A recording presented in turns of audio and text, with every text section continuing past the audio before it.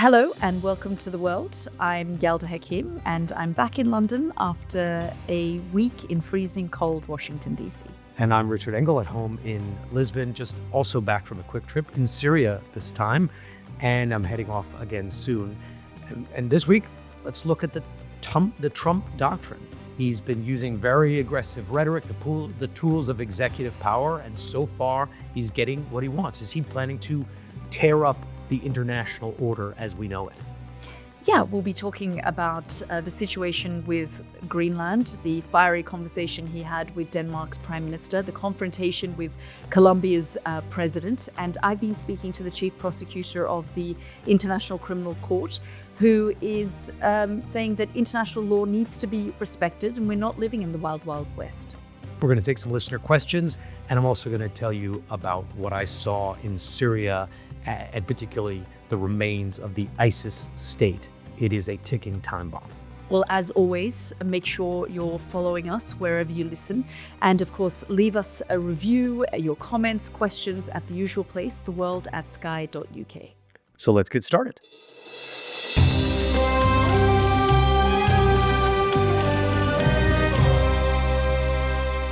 So, Richard, if you had told me a few months ago that the United States would be getting into a fight with Colombia and Greenland, I probably wouldn't have believed you, given the turmoil in the Middle East and, of course, the ongoing war in Ukraine. Donald Trump said that those were the two issues that he wanted to resolve. But in week 2, already, we have seen him get into a fight with the president of Colombia. And, of course, Donald Trump has made immigration a centerpiece of, his entire campaign, and no doubt he will throughout the course of his presidency. He promised the American people that he was going to send so-called illegal aliens or these immigrants back to their home countries. And he's got his eyes firmly set on South America. So he, said, put a plane load full of these immigrants and sent them on military planes back to Colombia. That plane was turned back to the United States, and the president of Colombia said, you will not treat us like some kind of inferior race. You have to have respect. Just because you're a superior, or you think you're a superior nation and economy, we're not going to be treated this way. This all played out on social media. Donald Trump then threatened Colombia with tariffs. Colombia threatened Trump and the United States with tariffs. And everyone sort of thought, how is this going to end, this confrontation between these two leaders? We then saw a statement being issued by the White House saying Colombia has backed down. They're going to take the migrants, and Donald Trump has backed down from the tariffs. I mean, what you can see here, certainly from my perspective, what I've seen is, we know that Donald Trump's favorite sort of threat is tariffs. He uses it as a way to get what he wants from people. And also that, ultimately these states that are threatened seem to be backing down so far. And that's what happened here. And will that only convince this streak within him that it is the correct one to be leaning into? And apparently, if you read all the accounts of how these decisions are being made, it's not deliberative. It's not that he's calling people together in the Situation Room. It's on the spot. It's decision making. In this case, it became a battle of wills, and he won. So is this going to be the new approach, do you think? And is he going to keep doubling down on what is either success or partial success? Yeah, I mean, to your point there about no, Situation Room, no briefing notes. He is shooting from the hip, essentially, this kind of unorthodox method that he uses. It's almost like a superpower swagger, using American power in what he says, peace through strength. So, we've spoken sort of briefly about the situation in Colombia, which was a fast-moving situation and then was quickly resolved as well, all on social media, phone calls, leaks. And Colombia, for those who are listening, is a U.S. ally. Exactly. Colombia is one of the closest U.S. allies in Latin America, and that was all resolved in hugs and kisses, and we're all great relations. We have great friends. That's how it was resolved. But it almost went off the rails for a second. And, that's the thing. As you say, a great American ally.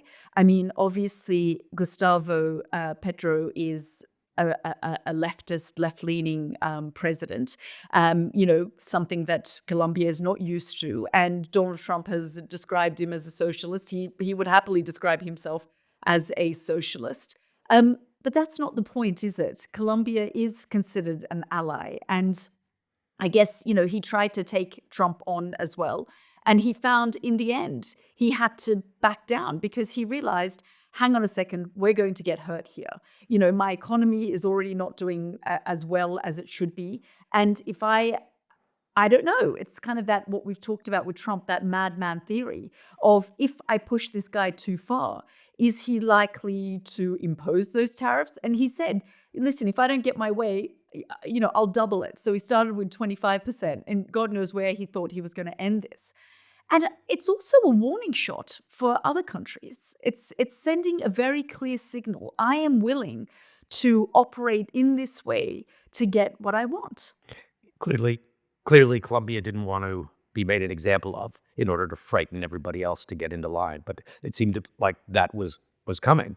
And you mentioned we've seen Trump before, but what we're seeing now is very different. When Trump was inaugurated in 2016, I knew some people in his inner circle. They did not like him. They were frightened of him. They were trying to sort of put guardrails in place. And I'm not saying that he was right all about the deep state or anything like that, but he did feel opposition, and that opposition was there.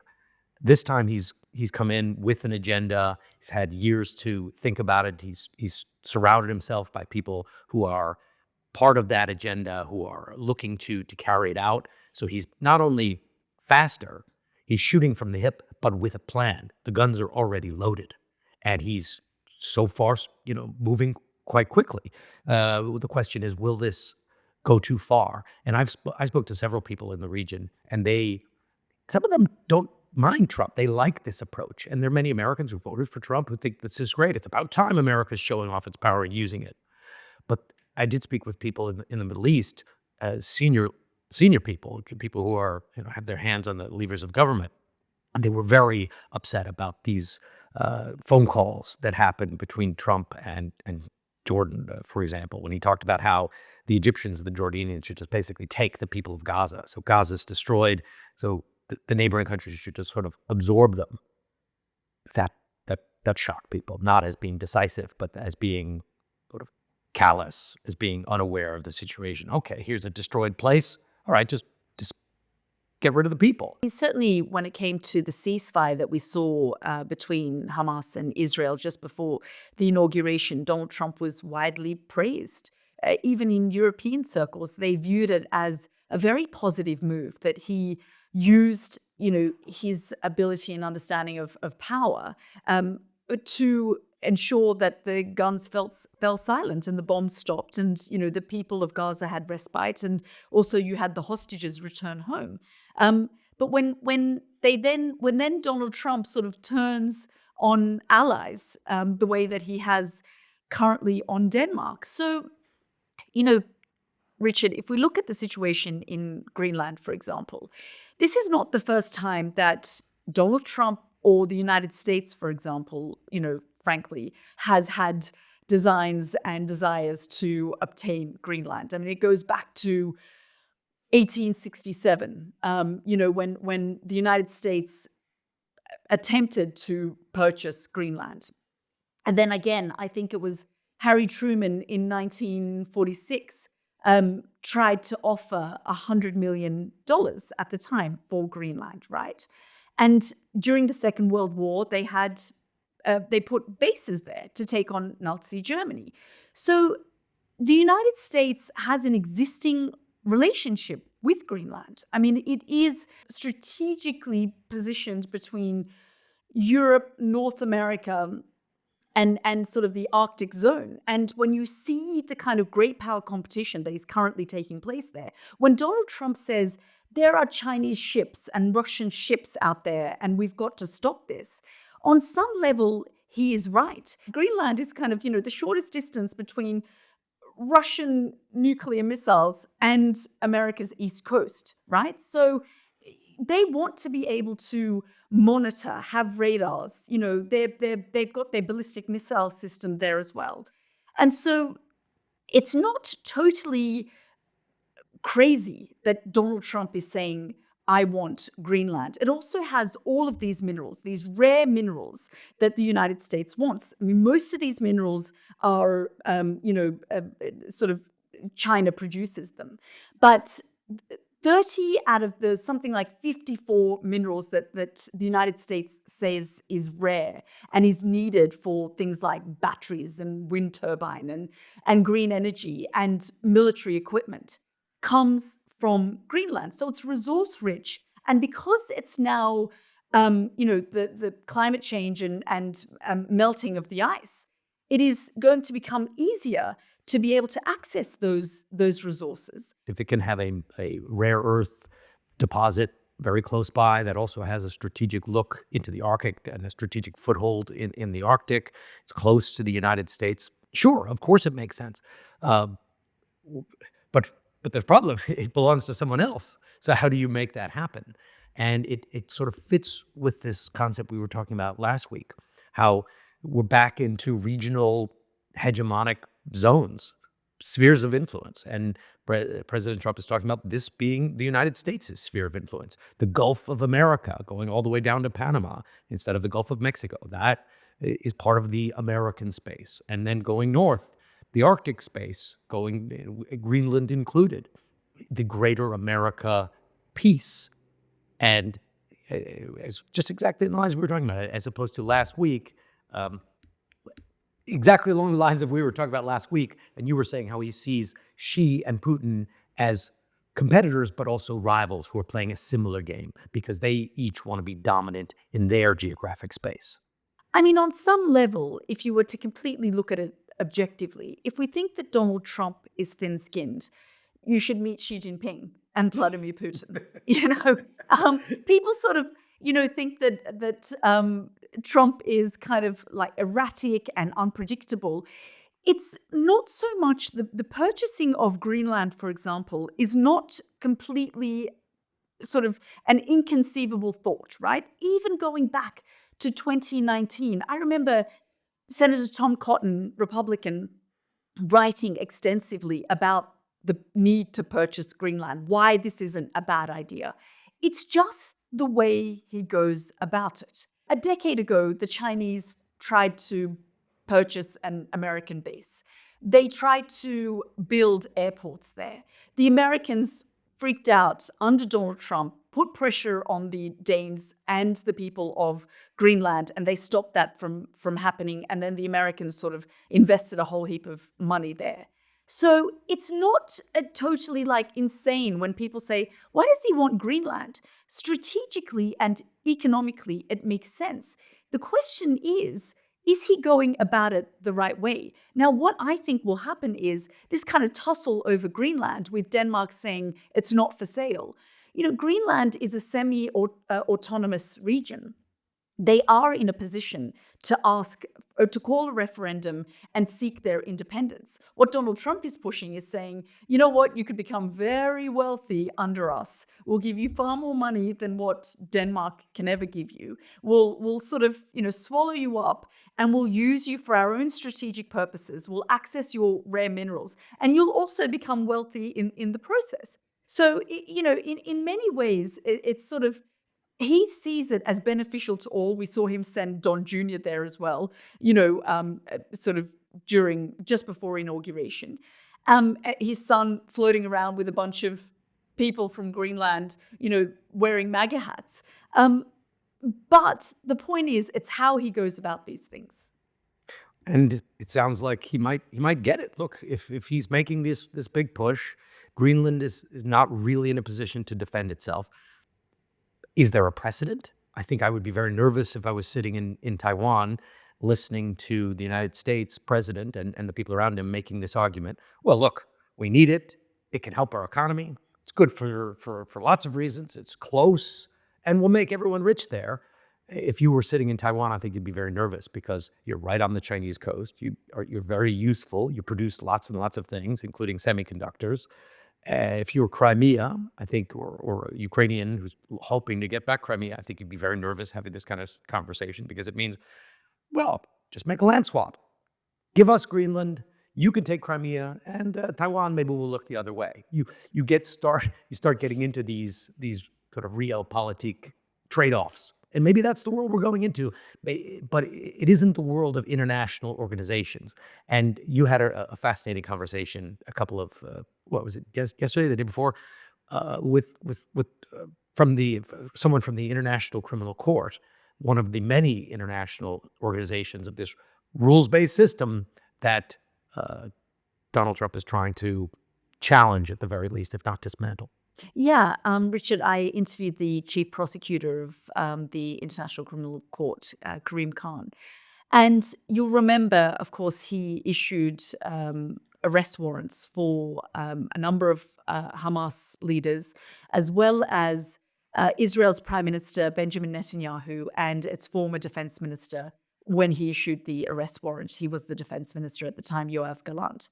And this caused outrage in the United States to the point where the House of Representatives voted to impose sanctions on the ICC. The Senate is probably going to follow. And so I put that to the chief prosecutor and said to him, how do you feel about the fact that this court is facing these potential sanctions from the United States? Just have a listen to what he had to say. We follow the law. We have, and the judges of the ICC decided before I was elected, that we had jurisdiction in the Palestine state case. Is one really seriously arguing that the hostages in Israel have no recourse when they're being held in Palestine? Or is somebody seriously arguing that a baby in Gaza or hospitals in Gaza are undeserving of protection under the Geneva Conventions? We're not in the Wild West. We're not in the Wild West. We're in a world, at least, that says we are governed by the rule of law. But I wonder, Richard, is this the way that Donald Trump functions and operates? He might think, well, I'm probably not going to get Greenland, but I'm going to push them, back them into a corner so that I can ultimately get the best deal. The Art of the Deal, his best-selling book. Is this what I can do? And I watched the situation in Colombia very carefully, and I watched as the president of Colombia pushed back really, really hard initially, putting out statements saying, we are a free people. And I thought, I wonder if European leaders are taking note and now saying to themselves, perhaps the era of over-management, of having carefully crafted scripts, of coming out with statements after press conferences and saying, this is the readout from this ally, this is the readout from that ally, and we, agree on these fronts? Or is it now, as you say, no situation room, no briefing notes, all your dirty laundry out on social media, having arguments quite publicly, and also, are Xi Jinping and Vladimir Putin taking note? Because no doubt they're enjoying this kind of tussle between these NATO allies. Because don't forget, Greenland, by default, the fact that it is a territory of Denmark is a NATO member. So as you say, what's going to happen? Are they going to invoke Article 5? Are they going to go to war over Greenland? Probably not. Yeah, a NATO member invoking Article 5 against a fellow NATO member. So Greenland, yes, it has an autonomous local government that rules the affairs for the community, but their foreign policy and national security policy are set by Denmark. What was interesting, though, did you watch the speech that he made at Davos? He was there. Did. So Davos is this big annual gathering of the business elite of the world, big business, get together and sort of plan and catch up and sort of figure out where the industrialized economies are and where they're going. And it's a club, and the same people go to Davos every year, and they know each other, and they know specific cocktail parties that you're supposed to go to afterwards. There's always very a better cocktail party to go to. Exactly. Somebody else's cocktail party that the real action is going on the next hill over. He appeared that day on a video screen and tells them all that basically everything they're doing is a waste of time, that the EU is a giant bureaucratic mess, that can't do a deal with Europe. It's just like similar argument that he's making about international institutions, like International Criminal Court, that he says went beyond its jurisdiction, or the UN. He has very little time for the UN. He cut off, he suspended U.S. aid, pulled out of the World Health Organization, pulled out of the Paris Climate. Anything that talks about international cooperation, he seems to be allergic to, and that includes the European Union, and he told them as much in Davos. Apparently, those who were in the room, Richard, were saying that when he talked about, acquiring Canada, for example, there were gasps in the room. And, I just sort of think about, days when President Obama, Angela Merkel, David Cameron would make their way to Davos. And as you say, it was like the elites coming together. It was this kind of private members club. And if you were in, you were in. You were one of the chosen ones. And it was where democracies go to discuss issues. And here we are, the President of the United States, beaming through from the White House straight into Davos, and telling them all that, frankly, you're useless. You're going to have to up defense spending to 5%. I know, I had set a different standard last time, but it's going up even further now. And, there are other criteria that you now need to meet because you're not pulling your weight. And so, you have to wonder what is going on in the minds of many of these technocrats, these business leaders. How is that all going to play out with allies? Is it going to be welcome to the world of Trump, where there is no theory and it is all just chaos? And, he kind of just goes after anyone depending on his mood that day, so the Colombian leader or Greenland? Or is he going to have this same sort of strategy with the likes of North Korea, Russia, China, Iran? Is he going to be firm with those countries? Or is he going to sort of flirt with both sides in terms of how he deals with them? But there was one person who put up his hand at Davos. It was very interesting. Unlike everybody else, wasn't part of this club, doesn't have your annual membership to whatever country clubs they go to, or ski clubs they go to up there. He was the Syrian foreign minister from the new rebel Islamist government led by the Jolani. He puts up his hand in this community wearing, I don't want to say an ill-fitting suit, but didn't look completely at home there. Puts up his hand and is like, we're open for business. Syria, we're ready. We want to take part in international trade deals. We want tourism. Our economy is ready to engage. And seemed to have gotten a pretty warm welcome.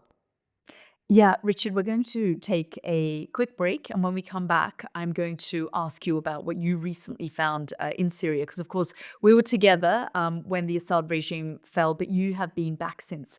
So let's talk about that when we're back. Look forward to it.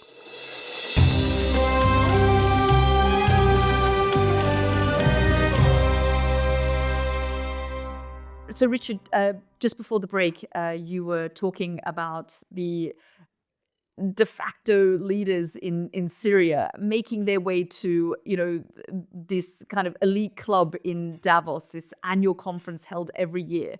And of course, Syria has been a pariah state for more than a decade now under the former dictator Bashar al-Assad, who has now fled to Russia. But the new lot were in town. Just tell us a little bit about, it's been sort of a month or so since they took over. You were in Syria. We talked about all the concerns that, Syria faces. But what did you find? What did you see? So I'll start with a caveat. I love Syria. I've always loved Syria. I've always loved Damascus. I always used to go as often as I could when I lived across the border in Beirut for about 3 years, and I would go to Syria as much as possible. And then I kept going over the years when I was covering the Syrian revolution. That was more Idlib province, Aleppo. But you really, when you're living with rebels and moving from place to place and sleeping in farmhouses and things, this was a decade-long conflict. So I spent a lot of time and got to know the place quite closely. And I've always found Damascus to be just charming and sophisticated, and it's beautiful. I mean, you remember Damascus. I mean, you go down in the old markets there, and the tiny warrens of alleys, and the tiny sort of network of alleys, I should say. And it's just a place where you want to spend more time. The food is delicious. It's easy to engage in intellectual conversations. Just go into any shop, and people want to engage. They're aware of their political surroundings. They're aware of their own history. It's a great place. The new rebel government is really getting its tone from the leader, formerly known as Al-Jolani. Ahmed al-Shara is now his real name, the name that he's using publicly. Now he's trying to establish relations with Saudi Arabia, establish relations with Davos, opening the border. Airlines are flowing in. You can now take direct flights on multiple different airlines that will land in Damascus. Damascus was never damaged during the war. So you walk around the streets, and not only are the shops open, they're full of merchandise, the merchandise that has been there for a long time and was never, sometimes they brought it out of the city to warehouses, but Damascus itself was the safe haven. So if anything, people came from the countryside with their goods and services and belongings and went into the castle of Damascus. So when you go there now, when I was there now, people were so happy to see me. They were opening up there. They want to get back and engage with the world. They can now exchange dollars again. And I went into a little shop and I bought a few things because, it's Damascus after all. And I never thought I was going to be able to go back there because I'd spent time with the rebels who now became the government. I thought, okay, if Bashar al-Assad stays in power, I'm never getting back here.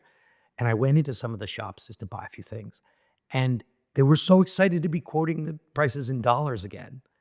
And they were talking among themselves, like, can you believe this? We're quoting in dollars. And they were very excited about it, happy to be doing business, but happy that they were sort of back engaged in the act of doing business in a way that made sense to them. So I think they're very excited in Damascus. There are lingering fears about this government. But the reason I went back this particular time was to focus on ISIS, because there is one portion of the country where ISIS lives on, and it is a real problem. Yeah, just tell me about that, Richard. The problem of ISIS, because it has been an ongoing issue for the Syrians, and it has been something of concern. I remember when you and I were there, at the end of last year, when the country was so-called liberated from, this ruthless dictator.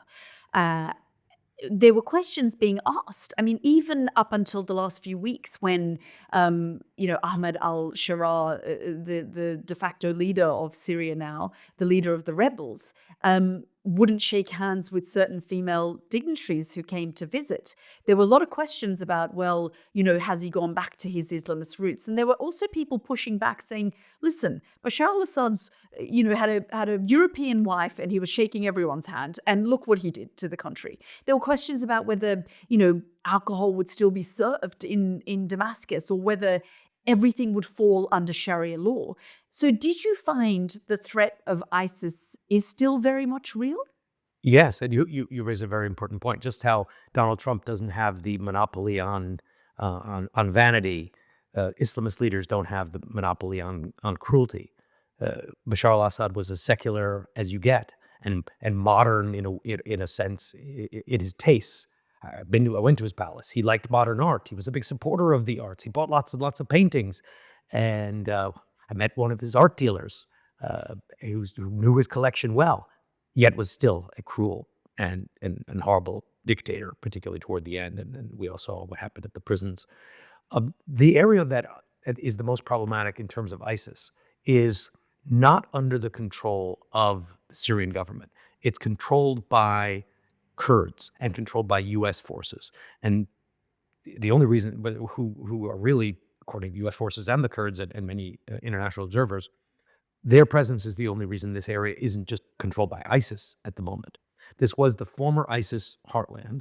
The ISIS fighters never went away. Instead, what happened is U.S. troops, with the help of Kurds, have been fighting them off for the last 10 years and keeping them contained. And the Kurds have managed to, each one gets a benefit out of this. So the Kurds, by fighting against ISIS, get American support, and they get a degree of autonomy in their own area. The Americans get to keep fighting ISIS, get a foothold in the region, which they appreciate, and ISIS, at the end, the net result is ISIS is contained to some refugee camps and a network of prisons. But I was just at those refugee camps. I was in those prisons. The Kurds are very nervous that one day they're going to wake up and Trump has signed them away in some deal or has given them to Turkey or has given that land to the Syrian government. And I went to this one camp called the Al-Hol camp, and there were about 40,000 family members of ISIS. So imagine a camp out in the desert, because it's quite barren there. 40,000 people. It's supposedly guarded, but there are very few guards. There are prison breaks or attempted prison breaks every single day, according to the people who ran it. They don't really know, I say about 40,000, but they don't exactly know how many people there. There's no census. The guards don't even go into the prison areas during the day because there's so few of them.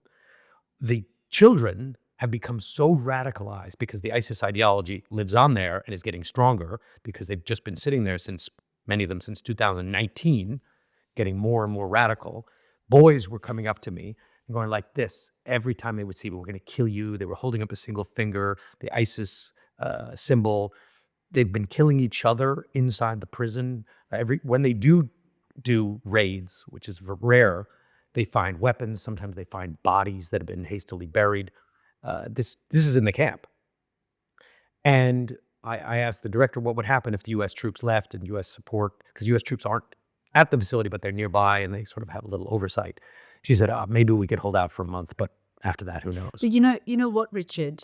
The latest report that I've seen is that, forget U.S. troops leaving, there has been a Trump order to freeze all international aid.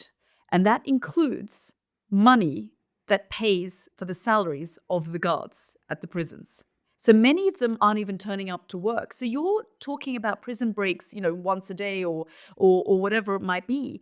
These people, these Kurds who are looking after this prison, ensuring that there isn't an outbreak, actually are now not getting their salaries. What on earth is going to happen now when there is this aid freeze, when they potentially aren't even going to get paid? So, why on earth would they come to work? It's worse than that. They're also under attack by Turkey.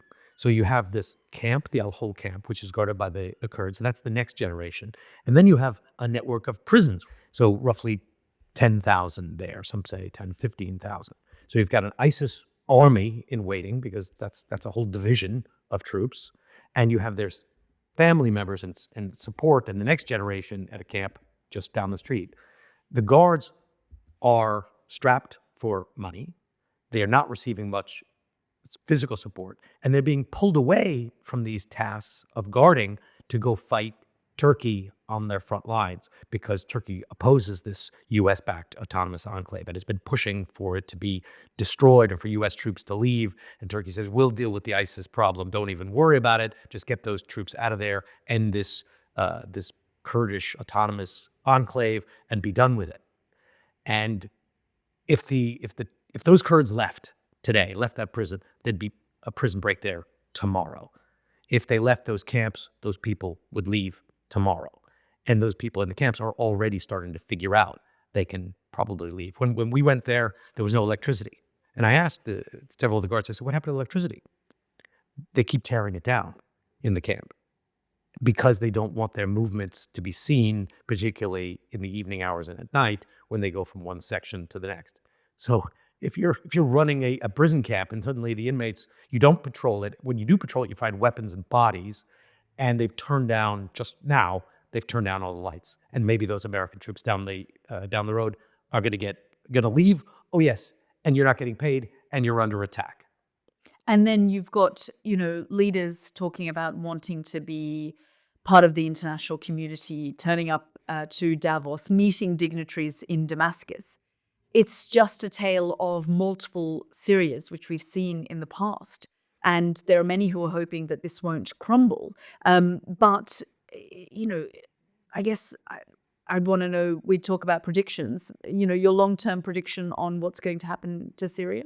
Well, I'm very nervous about those camps. It felt like a ticking time bomb. And something has to, it's not for me to decide what should be done, but something needs to be done. You could look at a bridge and it's starting to crack and you can hear it and you can see the cars falling off of it. Anyone can tell you this is a problem that needs to be addressed. Anyone could tell you here with this ISIS camps and prisons, this is a problem that needs to be addressed. How you address it, there's a bunch of different ways. You can keep doing what they're doing now, which has a U.S. Special Forces presence there, Kurdish autonomy.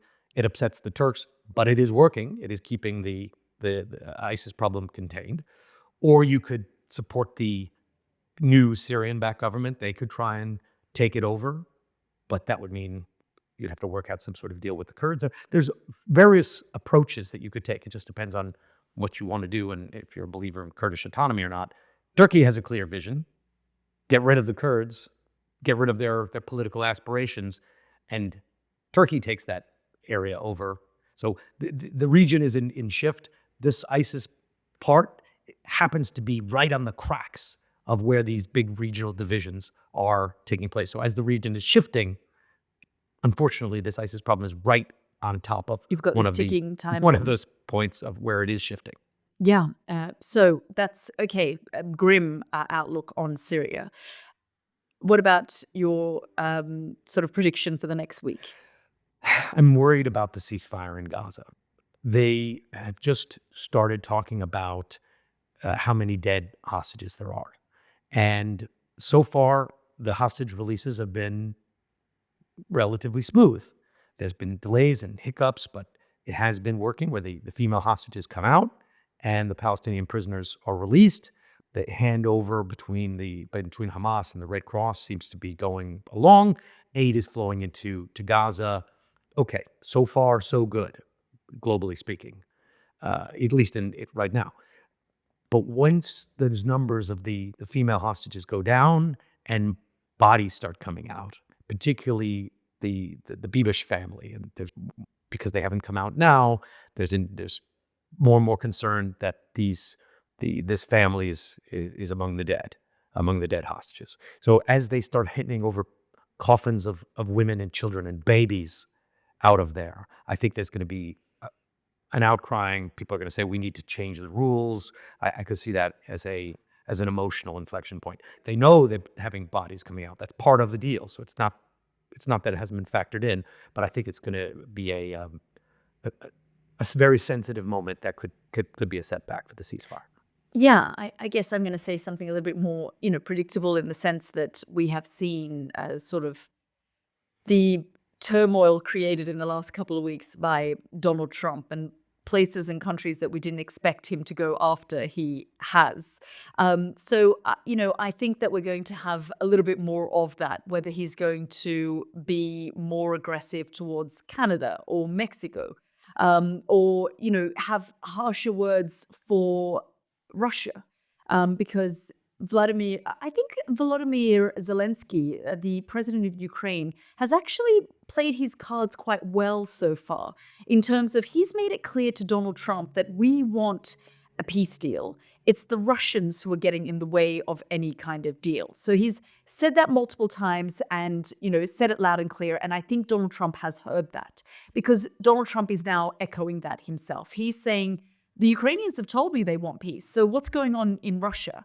And I think increasingly we're going to see him start to sprinkle, whether it's threats of further sanctions or he's going to try and do something more. Don't forget, he promised that he could resolve this conflict in 24 hours. He's, as far as he's concerned, sorted out the situation in the Middle East. He's going to be looking, I think, now to Ukraine, to Russia, and in every statement that he makes over the course of the next week or so, I think Russia will be sprinkled sort of throughout. So, Richard, before we go, we love getting questions from our listeners. They're really very good, and so we urge you to keep writing in. But we have one here from Cedric in Paris, who got in touch via email, and he says, every episode, you've just arrived from one or are leaving soon to another place in the world. How do you manage that from all perspectives? Planning, jet lag, cost, friends and family, etc. How do you feel that you have a home somewhere? Ooh, that's a hard question. Why don't you start with that one? One of the things I often get is, how do you go to some of these places and then how are you able to adjust back into normalcy? And I sort of say it's all relative, isn't it? No matter where you are in the world, everyone is dealing with something. But I find that I hibernate. I spend a lot of time with my family, and I have a 5.5-year-old as well. Very good friends with your little boy, Theo. I like to spend virtually every waking moment when I am back in town with them. And I guess things like, family and friends become so much more crucial when you realize you are away dealing with such intense issues all of the time. But I was weirdly glad to be out of -13 in Washington and New York. And actually, London's 4 degrees suddenly felt quite nice. In terms of strangeness, that disconnect of being on the road and seeing things that could be quite jarring or disturbing, or going to an ISIS camp and little children are telling me they want to cut my throat. So that's a strange reality. And then coming back home to seeing, my own 5-year-old who is living in a different world, like your 5-year-old is, and like most 5-year-olds are living in an ISIS bubble. So how do you shift gears? And for me, I've always found it like I'm not moving from one place to another. I'm not leaving my home, which is familiar and it's a solid base, and then I'm going out into the wilderness. Since I travel so much as you do, it's always just a new destination on the road, and home is part of that destination. Home is part of the journey, and that's what I love about this job, is that the journey is actually really interesting, and I like traveling and I like being on the journey. How long do we get in life to travel around, look at this world? 80 years, 85 years, if we're lucky.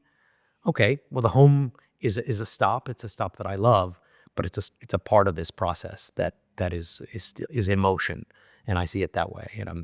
And my wife and Theo and Alexander, we're all on the ride together, and hopefully understanding and having fun with it and enjoying it and not trying to harm others. That's how I sort of keep it in my head and keep it sane, that I'm not somebody who works 9 to 5, wakes up in the morning, then goes out, does this strange job, and then comes home and has a breakdown about it. No, it's all part of the process.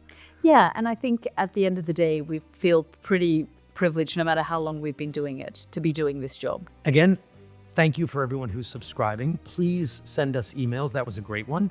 And send us your emails at theworld@sky.uk. And listen to us wherever you get your podcasts, and you can watch us on YouTube. Richard, it's always good to see you. Safe travels. I'm sure I'll find out exactly where you are, and our listeners will find out next week. Exactly. It's pretty easy to figure out. All right, Yalda, until then. Good to see you, Richard. Goodbye.